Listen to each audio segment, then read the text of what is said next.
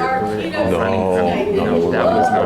No. Robert and I have known each other for a very, They just let you very guys do the long mics. time. Okay. Robert and I took a training at Camp Bramblewood together in 2003. That was a very, very... There's pictures out on the table about it. Okay. So, I'm going to read his bio because it's amazing. For the past 32 years, Robert Lawrence Friedman, M.A., physiotherapist, is that right? Psychotherapist, sorry. What more work, I know. Psychotherapist, author, trainer, speaker, and musician has provided his dynamic and interactive rhythm-based programs to audiences throughout the United States, Europe, and Asia. In 2014, Mr. Friedman was awarded the Hearst Scholar Award for his innovative work in the area of training and development using rhythm-based exercises. He was featured on the year-long Discovery Health Channel documentary, Class of '75, The Today Show, New York One News, Fox News, E-Television, and as well as the Fuji and Sankai television networks in Japan. He was a guest on the Howard Stern Show in 2006. And it was some show. Right? See, there's things that you didn't know. Mr. Friedman is the author of the books, The Healing Power of the Drum, of Psychotherapist Explores the Healing Power of Rhythm, and The Healing Power of the Drum, A Journey of Rhythm and Stories. These groundbreaking books explore the power of rhythm to create positive psychological and physiological change. In addition, he published How to Relax in 60 Seconds or Less in 2011. I should have read that. It wouldn't have helped. Mr. Friedman has been interviewed in the U.S. News and World Not Report, Benelli. the Wall Street Journal, Do well. the Washington Times, Self Magazine, Alternative Medicine Magazine, Cosmopolitan Magazine, Newsday, and many others. He was the Healing Drum columnist in Drum Magazine for 2 years and has published over 75 articles in numerous journals and publications, including 5 artists in the Percussive Arts Society Journal. 5 articles in the Percussive Arts Society Journal. In addition, Mr. Friedman has provided his rhythm-based programs to hundreds of corporations, educational, and healthcare organizations. Some of his healthcare clients include Cornell Medical Center, the RWJ Barnabas Healthcare System. Corporate clients include American Express, Standards & Poor's Global, and Forbes Incorporated. He has been providing his programs internationally throughout Canada, Switzerland, Spain, Ireland, Germany, Malaysia, and Singapore. Mr. Friedman has been a remote drumming artist since 2001. He was the sub-chairman of the Percussive Arts Society Health and Wellness Committee for 11 years. He is also an active member of the National Speakers Association. In addition, Mr. Friedman currently serves on the advisory board for the Drum Circle Facilitators Guild. Yeah.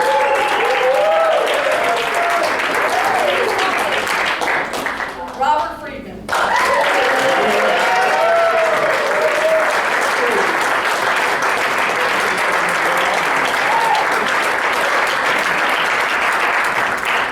Thank you, Nellie.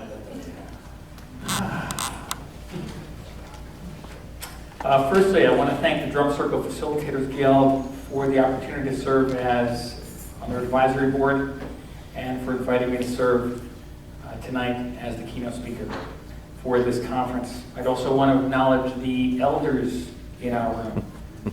Arthur Hall, Nellie, Roger Johansson, Sule, Zarina, and Sandy, and Shorty Hummer. Thank you. How about let's hear it for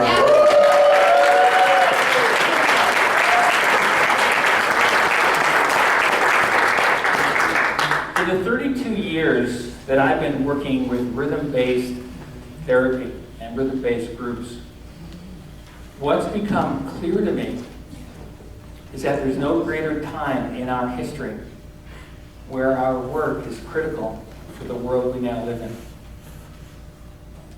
At this time, drum circle facilitation serves as a vital oasis in a world filled with negativity and anger and division.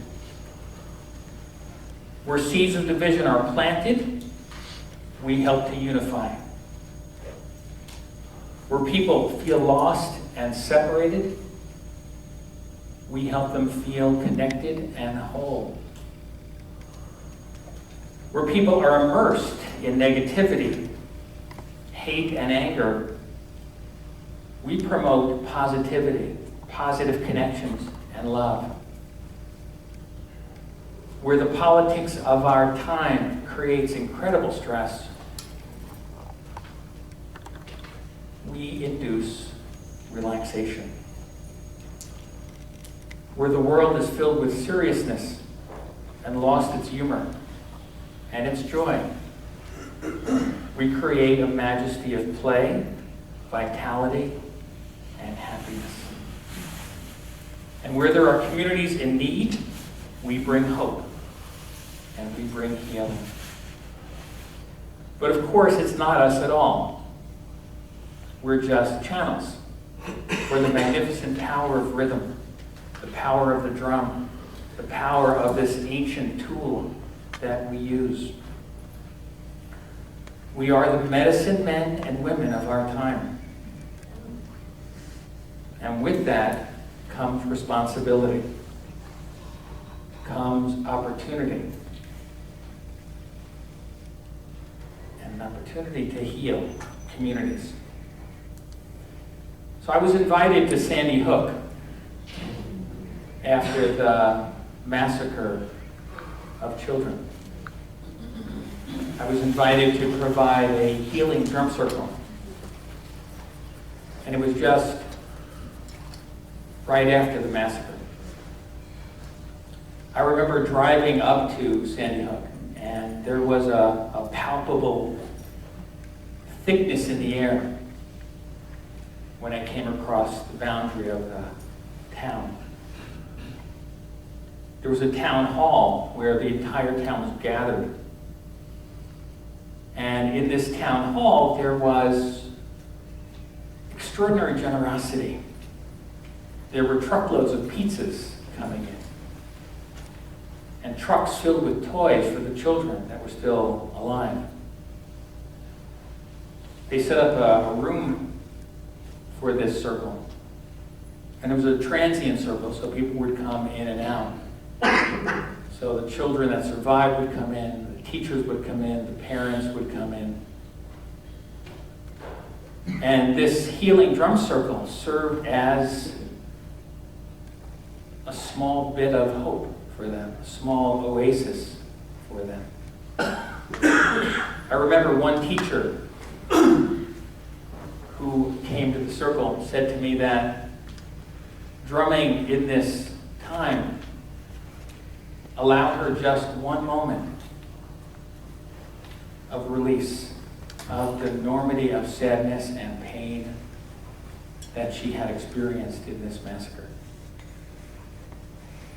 And in her sharing that with me, I felt just absolute gratitude for the ability of this instrument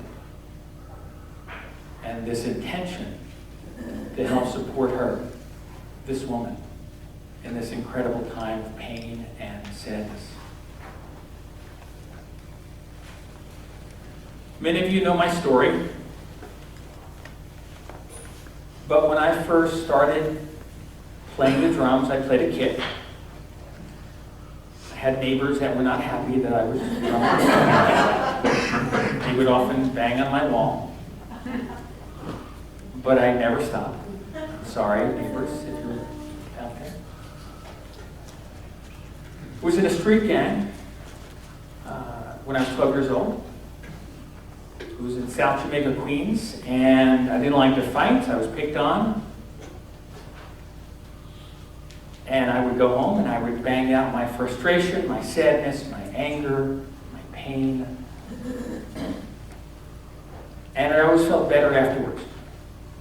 And what I realized was that this getting picked on was a gift,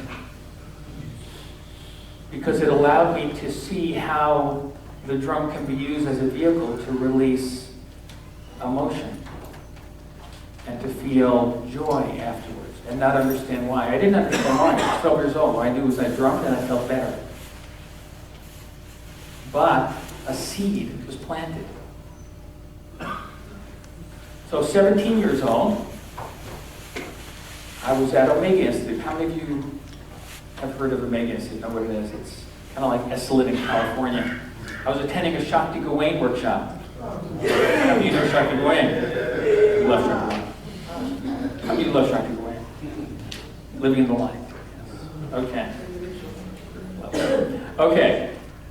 So, there I was, attending the workshop, and we had a break.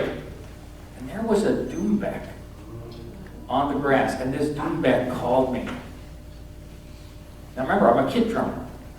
But there I was with this doombeck, and it was a chair, and there was just grass all around. I said, what a great opportunity. And the sun was very bright. So, put the doombeck between my knees, started drumming, and I'm just closing my eyes, drumming. And all of a sudden, as I'm drumming, I start to hear close by another person drumming nearby. Now remember, I didn't have any other drums. There were no drums, it was grass. But as I'm drumming, all of a sudden, I start to hear another drum. And then I hear another drum on my left. It's almost like someone's like changing the stereo from right to left. I heard it on my right side, my left side, my right side, left side. And I kept my eyes closed. I don't know why, I just kept my eyes closed. When I opened my eyes, there was about 25 drummers drumming with me. Drumming seduces us into community. Drumming is an attractor. And the seed was growing for me. So after I completed my master's in counseling in 1986, I decided at that time, 1986, to do something really, really ridiculous. Based on my experience of when I was 12 years old, I decided to buy 100 drums. And with these 100 drums, I decided to call some health spas. And I called 6 health spas. 5 of them thought my idea was ridiculous. One of them, this place called the New Age Health Spa, said, sure, well, my idea was to put drums in front of people who had never drummed before and see what happens. In 1986, it was a ridiculous idea for these folks. So there I am at the New Age Health Spa with a circle of engineers and women and men who had never drummed before. And what was really interesting for me was that when I completed the circle, no one wanted to leave. And so they invited me back the next month, and the month after that, and the month after that, and the month after that. For 17 years, they invited me to do my program at that time called Drumming Away Stress. Now, I'm from New York. Woohoo! And I knew, watching this effect, this positive effect of drumming on people who didn't want to leave the circle each month, I said, I'm onto something here. This works. And so I formed a company.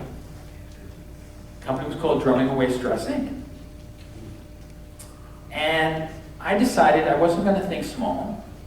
And so I decided I was going to pursue American Express. First client. Now, what I will tell you is I did not get American Express immediately. Reality check. It took me a year. To get them as my client. So here I am at American Express. And there were some VPs, there were some senior vice presidents, there were some secretaries. And I said something to them in their conference room that they probably never heard before. I said, if you'd like to get up and dance at any point during this program, please feel free to do that. And I didn't think anyone would take me up on that. But here we are in this conference room, and there's a gentleman to my right who's a senior VP, about 70 years old, 75 years old. And as everyone's drumming, all of a sudden he jumped up out of his chair. And he started galloping and dancing around. And I thought to myself, I didn't think he lost it. Actually, my mouth was open, like, wow, that's amazing. But here's something that was really interesting is that no one else was watching him because they were so focused on their drum. Just me. I was just watching, go like that. Wasn't go like that, everyone else, yeah. Okay, but here's what's really cool. So he came up to me at the end and he said, I want to let you know that I've had chronic back pain my entire life. And this is the first time in 40 years I have no pain at all. Now, I don't know if in his jumping and leaping he realigned his back, or if in expressing his creativity, he released something that needed to get released inside. And I like to believe it was the latter. So what this did was, this set me in motion for my next pursuit. See, I knew that the drum was good for stress. I knew the drum was good for anger release and frustration release, but I had no idea that the drum would be wonderful for possibly physical symptoms or issues. I didn't know. So I decided to write a book. This was going to be my book about stress and anger, and then something happened. I met somebody by the name of Barry Bernstein. Amazing. How many knew Barry Bernstein? Extraordinary Barry Bernstein. So he had something called Unity with a Beat, and he invited me. Problem was with Unity with a Beat was that, so I signed up for it, except there was a hurricane that was coming to New York. So I called Barry, and I said, Barry, I can't make it. There's a hurricane coming. He said, well, how about if I have somebody pick you up? You can meet them in the city. And I said, okay, I'll meet someone in the city to go to this thing called Unity with a Beat. Why not? And so I met this person. They drove up in a car. And next thing I know, I'm sitting next to Babatunde Olatunji and his entourage. And I said to myself, this was meant to be. And so for the next 3 years, next 3 hours, sorry. It didn't feel like 3 years. No, it went like that. For the next 3 hours, I had Babatunde Olatunji as my captive to interview him for my book. What an amazing opportunity. He's not going anywhere. So I pulled out my tape recorder, and for the next 3 hours, I spoke to this wise seer about the power of drumming. It was absolutely extraordinary. So, 2001, my book came out. 2010, I wrote a second book on the next 10 years of research. The first book focused on Alzheimer's disease and autism and cancer and all these amazing things. Most of them were anecdotes. But 10 years later, this field of healing and health and drumming has absolutely exploded. And there is so much clinical research now. So the second book focused on that. And the field keeps expanding. So each of us, when we are running our circle, takes with us the culmination of our life experience into the circle with us. So what is it like for you when the drum circle you do evokes joy in those you work with? What is it like for you when you see individuals break through some block? What is it like for you when you see people who are not smiling? When they enter the circle, all of a sudden they're smiling and remembering that essence of joy that this drum and rhythm evokes. What is it like for you? Now, my work has evolved from working with corporations to working now with hospitals and burn survivors and adults and children with cancer and young adults who are incarcerated. At the 2012 Burn Congress, I facilitated a drum circle with 700 burn survivors. Now, these are people who were burned 75% of their body. And regarding yesterday, we should all be extremely grateful that no one had to experience what a burn feels like. And not to denigrate the losses you had, but there's no loss greater than the loss of life. So there were firemen from 9/11. There were men and women missing various parts of their body. At this burn congress, I met a woman. She was a meditator, and she shared a story with me. She said that she was meditating on the floor, and she had some tea lights, little tea lights on the floor. But she had a long white dress. And she stepped over the tea light, and she looked back, and she noticed that the dress was on fire. And she told me that her mind didn't work well at that moment. And she thought she could walk to the bathroom, which is about 10 steps away. So she walked 10 steps, and at that point, the entire dress became engulfed in flames.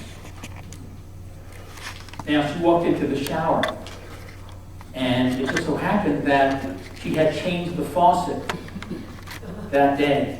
So she didn't know what was hot and what was cold. And when she turned it, it was hot. Now, somehow, she called her husband.